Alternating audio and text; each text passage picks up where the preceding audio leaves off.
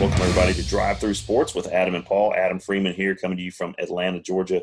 Today, as I check my watch, is Friday, June the 5th, 2020. Paul Brees is with us after a stop at the Mexican restaurant tonight from Brentwood, Tennessee. Brees, what's the name of the Mexican restaurant that you frequent? Cinco de Mayo. No, it's not. Is it really? It is. It is. Gosh. No joke. Now, here's another follow-up question to that. Is it real Mexican food, or is it like some sort of Americanized version of Mexican food? 100% Americanized. It is? Okay. Oh, sure. I've been to Mexico. It's in Mexico. Okay. See, because we have one like that's probably a quarter mile from my house that's called Cielo Blue, and it's kind of I wouldn't call it authentic Mexican food. So sometimes we go there, but I prefer to go to Los Maguey's, which is about 4 miles down the road. It is traditional Mexican food, and it is the best. It's by far my favorite. I'm not into the whole. What are some of the chain Mexican? Yeah. That if you ask my friend who came up here from Texas about the Mexican food options up here, he would just laugh in your face. Yeah, he'd think it was a joke. I know. I have a couple former students of mine that went to school in Texas, and they said it's a completely different type of food. They're like, it's just totally it's like nothing you've ever seen, and it's amazing. So we'll encourage you guys, as you are listening tonight or maybe watching on our YouTube channel, to subscribe to our YouTube channel, Drive Through Sports with Adam and Paul, as well as follow us on Twitter at @DThroughSports, and listen on our multiple platforms: Apple Podcasts, Google Podcasts, iHeartRadio, and Spotify. So as we get our hot takes in tonight, normally our Friday night is we tried a Friday night trivia a couple weeks ago that went over really well. And I think we're going to try and organize that for maybe next Friday, get a new crew together, get some new teams together, get some more folks participating. And in the past, we'd also done Facebook Live, just me and you. But since we missed out on one episode this week, we decided just to do our normal episode and put it on our different platforms. But so starting off, Paul, I've got KD and Kyrie back with some question marks here. And you alluded to it last night that Brooklyn Nets, they were your dark horse, correct, from the East? That's correct. Okay. And I started looking into the betting lines on the Nets. And about 2 months ago, the Nets were like 600 to 1. Okay. Now I think they are 50 to 1. There you go. So if you ever want to find, and this is what I've kind of thought of, and I've realized this, if you ever want to know what's going on in sports, look to Vegas. Okay? Because everybody's wondering, will KD come back? Will Kyrie come? They are betting that I think they will, because the fact that they could is affecting the betting line tremendously out in the desert. What do you think? Do you think they're going to come back? I mean, KD it's been 13 months since he had his surgery. I mean, we see pictures of him shooting basketball, and I mean, I think he's been cleared. I mean, do you think he's going to come back? You think Kyrie's going to come back? Well, first of all, it's a great point that you made about Vegas. And Vegas knows all and controls all. Okay? So you making the point that how the line is shifted down toward the Nets being a more popular pick, the money is starting to shift their direction. KD, I'm thinking he's 50-50. The Nets don't want to risk it. Being the 7th seed, correct? Yes. They would have to play the Raptors. Yeah, and I feel like if they had an easier first round opponent, I mean, Kawhi is like ridiculous. And but he plays for the Clippers now. I'm sorry. Dadgummit, you're exactly right. Yeah. That just shows me and my NBA. Who's the Raptors guy that they're the number 2? Lowry, Yeah, Kyle Lowry. Siakam. Okay. Yeah. I think they could beat him if he plays. Yeah. I think they could beat him. I mean, Yeah, I think Kyrie's got a better chance coming back, even though he quote unquote had season-ending surgery, right?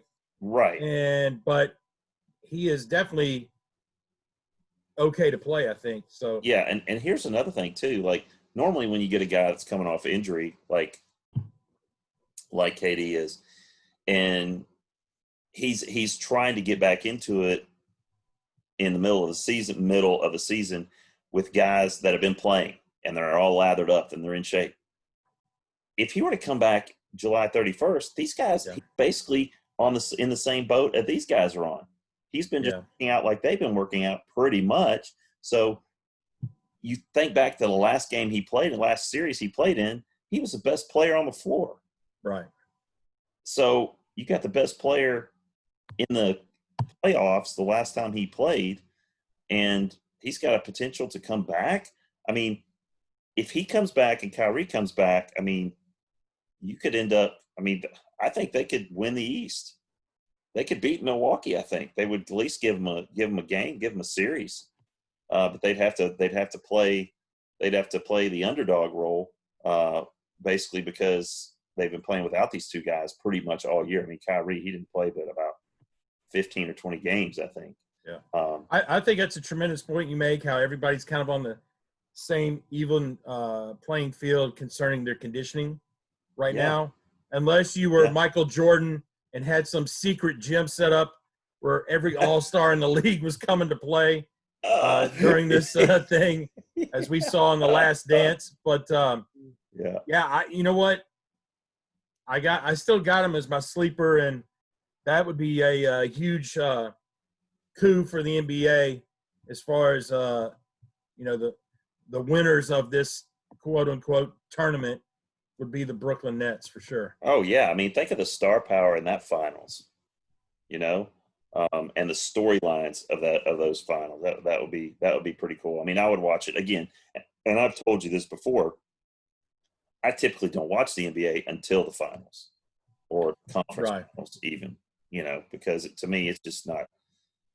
It's not that interesting. There's, it's a different brand of basketball when you get to the playoffs versus the regular season. It means more, but it seems like they care more and they play harder, and there's more defense and, everything's different. So, and that gets us kind of to our second point about this NBA restart.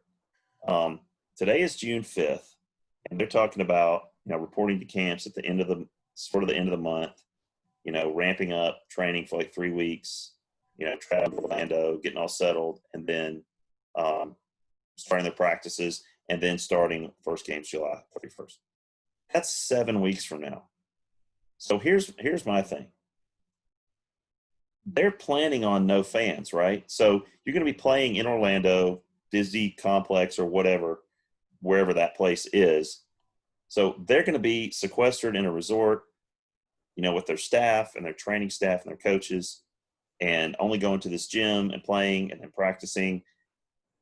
And the entire world around them is at Epcot, at Universal. It's open. They're riding roller coasters. And these guys are like basically on quarantine, shut down.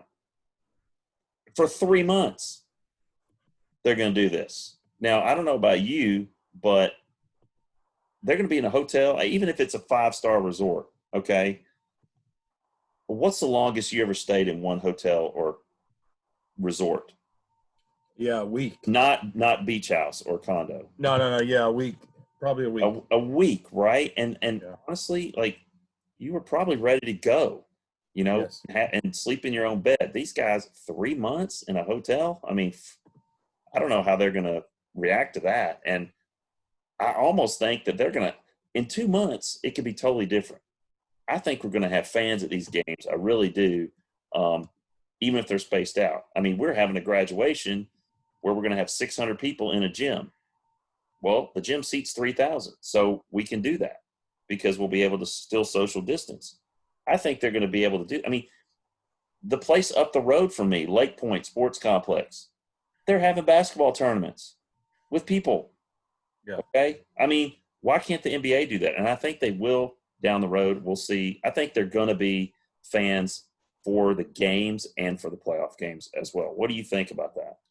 Yeah, the big picture, it seems ridiculous how you can have thousands and thousands of people in Disney World and no one may enter the complex of the Disney World of Sports to watch any of these games. Right. Even the more funnier thing is, and I found this interesting, was that there are 6 of the 30 NBA coaches that are over 60 years old. Okay. Yes. And Popovich, Carlisle, D'Antoni, Casey Stotts, and Alvin Gentry, and how basically Adam Silver, right? The commissioner of the NBA comes out and says, if you don't feel comfortable, you don't have to coach them. or you can wear a mask. Yeah. Coach you guys a mask. And what's interesting is Rick Carlisle is the head of the Coaches Association. Yeah. And he's one of the guys that, and obviously you're just looking out for the safety of the coaches. But right. He'll say, hey, if you don't feel right about it, that you don't have to coach your guys. You don't have to coach. Don't worry about it. Okay. It's all right, like football got headsets on or something. I don't know. Yeah. We'll coach them from the back room. Yeah. We'll virtually coach them. Oh, it's crazy. But I think it's going to look a lot different in 2 months. Let's give the props though for NBA having a plan, and we'll see how this thing works out. We could talk we turn blue in the face on the what ifs, but at least the NBA is on the map of coming back. Yeah, and they have a timeline, a specific timeline, and it's already out there. You can look it up as far as like when they're reporting and when they're practicing and when they're working out, all that stuff. So kudos to them and Adam Silver for getting that done. Which gets us to another sport that has been underway, and it's actually, we talked about it last night, going to be in Nashville in 2021. Well, all the racing world is going to be looking to Atlanta this week, and Atlanta Motor Speedway this weekend, starting tomorrow and Sunday. There's 4 races. They kick it off with, I think, the Camping World 200. Then there's a truck race after that. And then the big NASCAR race is the Quick Trip 500 on Sunday with all the big dogs racing. So they were originally supposed to have Coca-Cola 600 back when all this started, and people showed up and they're like, oh, we're not doing it. And the funny thing was, people just stayed there, like in their campers, like for like 3 to 4 days. Really? Days. Yeah, they stayed there. They were on the property down in Hampton and were just there. Now, where is the location of the Atlanta Motor Speedway? It is south of the city in Hampton, Georgia, which is about 40 minutes southeast down 85. Proximity of the airport? 40 minutes maybe. Okay. Something like that. 35 minutes, something like that. Yeah. But big track, high-speed track. I think you're going to see a lot of eyes on that race this weekend. Those races, all 4 of them. Yeah, it's good to see it back. I know that, like I said, they were originally supposed to do the Coca-Cola 600 back in March, and it didn't happen. But the people happened, and they came and they stayed, which was, it's a giant party at Coca-Cola 600. Of course, any NASCAR race, the big ones, get your Airstream out, get your pop-up camper and your dually, and head on out there and just stay in the parking lot forever. I can't wait to get to this next topic, because this was one that you mentioned earlier today in our pre-show. And I've been thinking about this all day, but since you got your screen there, your background, I'm going to let you start off with this one. And I titled it, I Got Your Back. So explain a little bit about you got. I got your back. It came to me, I saw on social media, who would you want to have your back from the NBA in a brawl, per se? And they narrowed it down to 4, but I didn't want to give that 4 to you because I wanted you to come up on your own, and maybe you chose my guy. Nope, he did. Okay, he entered the picture, but Well, but no, he's not in my top two. so if we're going to town and we're going to scrap, I got Ron Artest, aka Meta World Peace. I mean, for a guy to go in the stands and just start laying people out in the malice in the palace. I mean, hey, listen, this picture of him giving Harden the forearm shiver. Hey, you've already got major props for me. That's a big win. Harden, not my guy at all. Not my guy at all. The funny thing is, I have a friend of mine, a coaching buddy of mine, Dennis Harrison, who played in the NFL way back, and his son actually played on that team with Ron Artest and the boys in the Malice in the Palace. Oh, wow. Also got in the fracas, and just to hear his side of it was pretty interesting. But you definitely didn't want to mess with Artest. Could snap at any moment, apparently. And was a guy that definitely would have your back. Besides the fact that he's like 6'9" and has like a 7'1" wingspan, you're not really getting close to him. No, he's. I mean, if he needs to, he's peppering you with jabs, and if he needs to, he's coming with the haymaker. You know, and he's a strong dude and a strapping guy, and I mean that's a great choice. Great choice. He would have made my top 5, but not my top 2, and I really had to narrow it down. And one guy came to mind almost immediately, but then I had to kind of back off of him, and I thought, you know what? There's another guy that I think I need to have, and that is Keith Mahorn. Oh, Rick Mahorn. Rick Mahorn. Keith. Yeah. I was going to say Keith Van Horn. There we go. Rick Mahorn from the Pistons. Rick Mahorn from the Pistons back in the day. I mean, he was a wide body, about 6'10", about 250, long arms. I mean, if I ever found myself in harm's way, I think I would want to be like, hey, Rick, you want to come take this? Yeah. So he was my number one. I actually had a backup though. My backup was Charles Oakley. That's a real good one.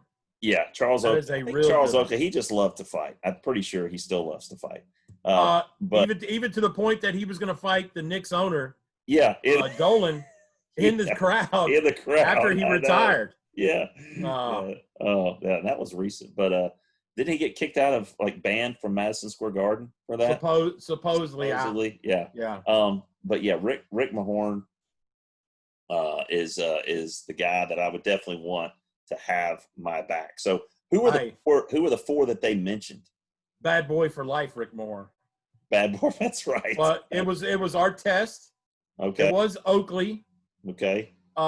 It was who was the Birdman? Who was the guy they called the Birdman? Anderson. Yeah, has all the tattoos. Yeah. Something Anderson from I don't know. I want to say Denver, but that's not right. He played for the Heat. Okay, Chris Anderson, maybe. Yes, that's him, Birdman. Yeah. Birdman. Well, that's what I. Yeah. And I'm trying to think of the fourth one. Oh man, it's gonna come to me. I know, but we're probably gonna be like, what? Yeah, but the guys like the later guys, like the guys that are because in today's NBA you can't really get a decent brawl. Oh, you cannot get in a decent brawl. I mean you can't. I mean you're gone for like 8 games. I mean back in the 80s and 90s, that's when you had some guys that, and before that too, it was pretty brutal. You had some real fights,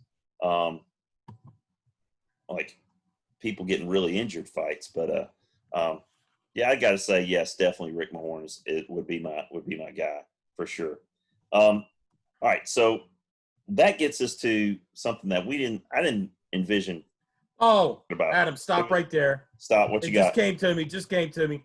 Dennis Rodman. I don't know. Dennis Rodman was the fourth guy. Jeez. Really? Yeah. See, I don't know, man. I feel like he's one of those guys. He was like an instigator, you know. That he Yeah. the little chest bump or the little shoulder, and then throw up his hands like that. What? But Yeah. I mean, I guess so. It was funny that Lane Beer didn't get on that list. Lampier, he was kind of the same way in my Yeah, eyes. He was the guy that he would start it, but when he got heated, he would kind of get in that outer circle and start walking back and hands up. That's when yeah, Mahorn would jump in, right? yeah. Then Mahorn, Mahorn was Mahorn. Was it him that tried to fight like the entire Bulls bench? Yeah. Yeah, Yeah. I mean, he's not scared. I mean, he's not scared of anybody.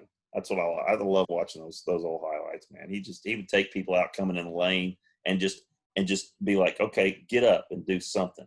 I mean, It's what would you think of the teams like the Pistons and the old Bulls and the old school Knicks, and they say, "Hey guys, we're gonna finish the league in Orlando, Florida. You guys come on down. We're all gonna hang out together at the pool." They would be fights at the every pool. day. Oh my Dude. gosh, you can't do. You could do that now. You couldn't do that back then. No, Are you no. kidding me? They would have to Holy be cow. miles apart from each other. You'd I have to love have it. more. You'd have to have way more than. You'd have to have more than one facility. You couldn't do it. You'd have to have 8 different places. Oh Yeah. my goodness, yeah. All right. Sorry about that. That was Crazy. interesting. No, that was good though. Good stuff.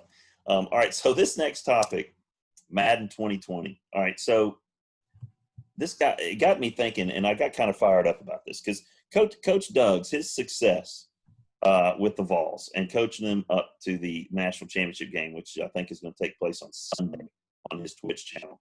Yeah. Against Virginia Tech. Against Va Tech, which Michael Vick ain't coming out of that locker room, Brees. Y'all got a good shot. He's not walking out of there. So, but it got to me thinking, it's like, you know what? I've played enough golf. I've had holes in one, won the PGA Tour, FedEx Cup 3 times. I've hit an albatross. Can I get any better at this game? No. So I'm starting to get a little bored with it. So Coach Doug's inspired me. I was like, you know what? I got Madden 2020. I'm going to pick a team, which I did, which was the Titans, and I'm going to play a season with the Titans. Well, I go to play it, and it takes me like 20 minutes just to be able to play the game. I have to register for this. I have to give them my email. I have to set a EA Sports password. I got to do all this stuff. I got to choose franchise mode. I got to pick a franchise. I got to go through training. I got to do pre-season. It's all this stuff. All I want to do is play a video game. That's all I want to do. You can't just turn it on and hit play. I mean, you got to go through all these steps to do it.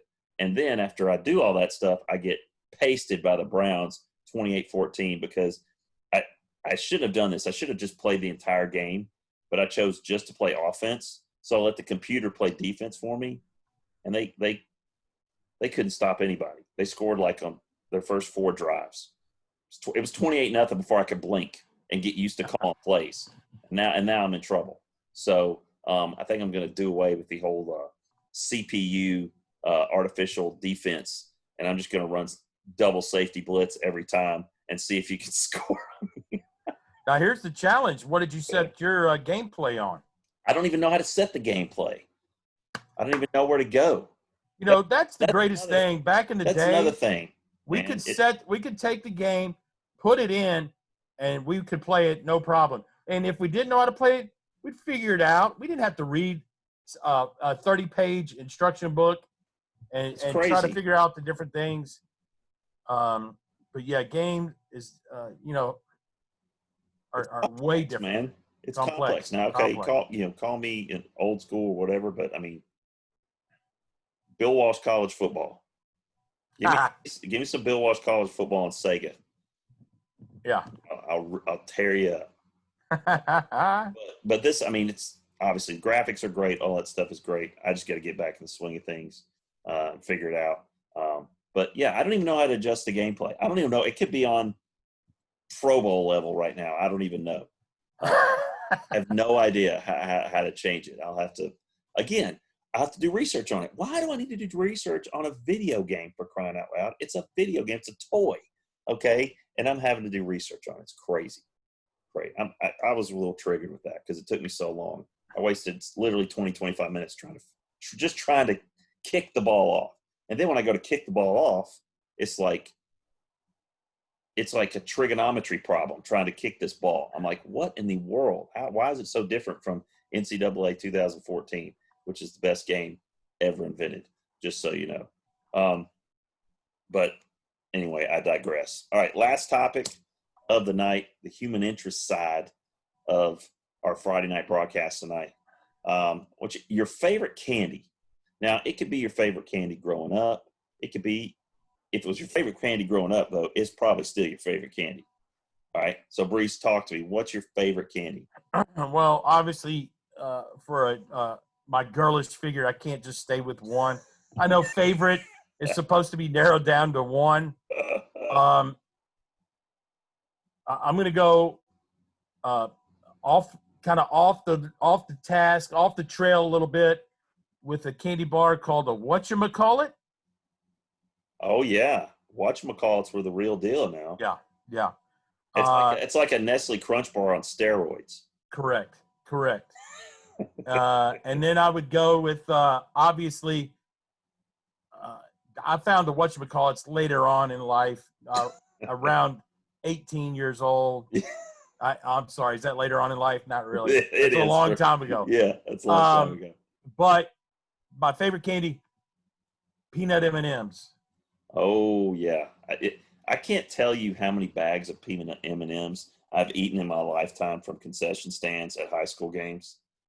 Yeah. But because as the athletic trainer, I mean, I'd walk up there and be like, that was my supper. I would eat dinner at these games. Yeah. 4 nights a week sometimes, especially in the spring, it's 5 nights a week. So, I mean, peanut M&Ms, they were my go-to if I had a little sweet tooth. So I'm down with the peanut M&Ms for sure. Although they're probably not my favorite. I remember when the kids were still doing trick-or-treating and stuff, I would go through their bag. And now we had an agreement because they really weren't into this, which was good for me. I get all Reese's peanut butter cups. There you go.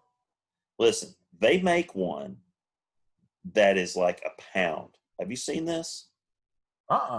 It's a 16-ounce Reese's peanut butter cup. It's like a pie. It's enormous. It's just the most amazing thing ever. Now, they've got the king-size ones that you just can buy like a gas station or something like that. But you really have to search for the really, really big ones. But, yeah, man, that's a quick energy booster for me. And honestly, anything peanut butter and chocolate, that's on my list. But Reese's peanut butter cups, I could eat those for days. I love eating them on the golf course. That's one of my favorite things.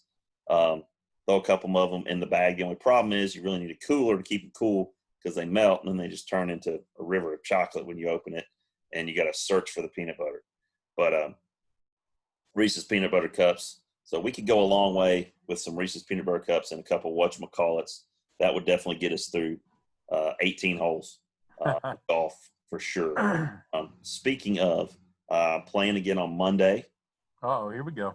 Yeah, going to play a different course, one that I've played before, but it's a little bit nicer, a little bit longer of a course. It's got some water. There's some water issues. Okay, it borders Lake Allatoona. That could be a problem for me. So I'll let you know how it goes on Monday night's episode as we come back. So we're going to take the weekend. And we encourage everybody to check us out on Twitter at D3Sports. Subscribe to our YouTube channel, Drive Through Sports with Adam and Paul. And again, Brees, do you have do we want to offer anything to anybody to comment? Do we know if anybody commented on our video from last night for that? I have not checked, sir. All right. I've not checked. That again. We're going to offer it up again. Let's do it. Let's do it. Got it. All right. So if you comment on this video on our YouTube channel, if you're the first to comment, we will get you a Drive Through Sports t-shirt, Drive Through Sports with Adam and Paul t-shirt on the way to you. And encourage you guys again to listen on Apple Podcasts, Google Podcasts, iHeart, and Spotify. On Twitter. And also check out, you can check out our episodes here, as you can see it to our left here. Check out some of our other episodes, as well as if you click on our picture below, you can subscribe directly from this video. So appreciate you listening. And for Paul Brees in Brentwood, Tennessee, Adam Freeman coming to you from Atlanta, Georgia, you're listening to Drive Through Sports with Adam and Paul.